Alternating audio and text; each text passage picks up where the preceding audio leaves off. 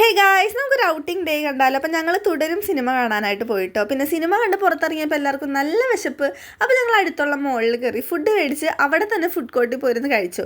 എപ്പോഴും എല്ലാവരും കഴിക്കണം കാണാറുണ്ടെങ്കിലും നമ്മൾ ആദ്യമായിട്ടാണ് കേട്ടോ അങ്ങനെ കഴിക്കുന്നത്. പിന്നെ വഴി കണ്ട കടകളിലൊക്കെ നേരെ കയറലായിരുന്നു കേട്ടോ. അതേ ഔട്ടി ആളുകൾക്ക് സഹായിക്കണം കേട്ടോ. സെൽഫി ഒക്കെ എടുത്ത് കൊടുക്കുന്നുണ്ട്. സെൽഫി അല്ല, സോറി, ഫോട്ടോ എടുത്ത് കൊടുക്കുന്നുണ്ട്.